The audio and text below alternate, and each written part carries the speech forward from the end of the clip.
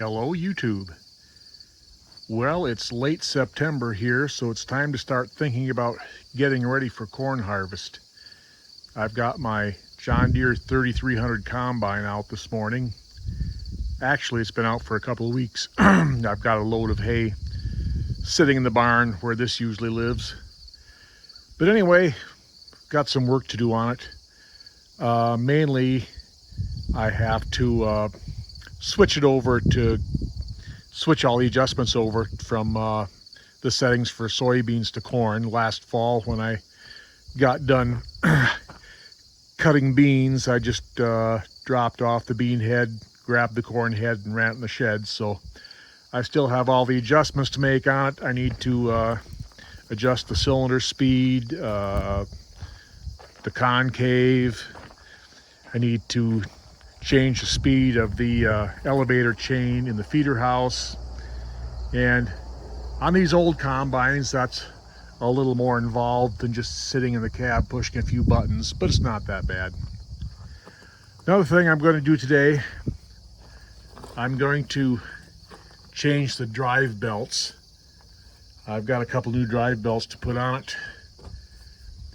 These don't look terrible, but you know, I've owned this machine for 5 years now, and before I bought it, it sat in a shed for 15 years. So I know those belts are at least 20 years old, and yeah, they don't look terrible, but I'm going to put a pair of new drive belts on, and that'll be one less thing I have to worry about. So I don't think it's going to be a terrible job. I've got to take that shield off down there, and let's see, right there's the hydraulic pump. I have to take the hydraulic pump loose there to get that to get the upper belt around it. Otherwise, there's the adjustment right there where you set the tension on those belts. So I assume if I back that up all the way, back that off, I'll have enough slack to get those belts changed. So I don't know, we'll get at it here, and we'll see how it goes. Okay, I've got the shields removed and the belt tension backed off. Now I have to tackle the hydraulic pump, which one accesses from inside the cab here. Not ideal for an old guy with arthritis, but I'll see if I can manage.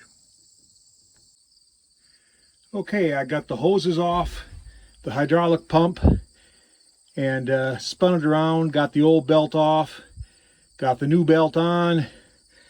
Boy, I tell you what, there's no way to work on this for me that is even remotely comfortable. So I'm going to swing the pump around, hook the hoses back up so it quits dribbling, stops dribbling hydraulic fluid. Then I'm going to go in and have lunch and rest for a bit. Okay, I've had lunch and a little rest, and I've got both belts in place now. So now I have to set the tension, screw that back in there. The book says that you're supposed to have about a 1/2 inch to 5/8 of an inch of deflection on the lower belt with 20 pounds of pull. So I'll see if we can get somewhere in that neighborhood. Okay, we've got the tension set on the belts where it belongs, and by the way, they are the same. It takes two of the same belt. They're identical. So I don't know, these old ones definitely look like they've been on there for a while. So one less thing for me to worry about. I'll put the shields back in place, and I can get busy doing the other things, getting the setup ready for corn.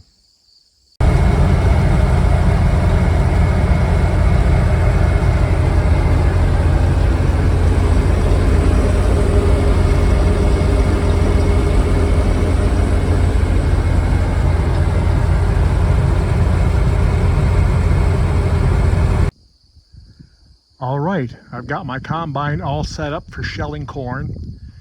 I still need to change the oil filter and fuel filter, and grease everything up and oil all the chains, but I think that's all I'm going to do for now. So until next time, everyone out there, have a good day.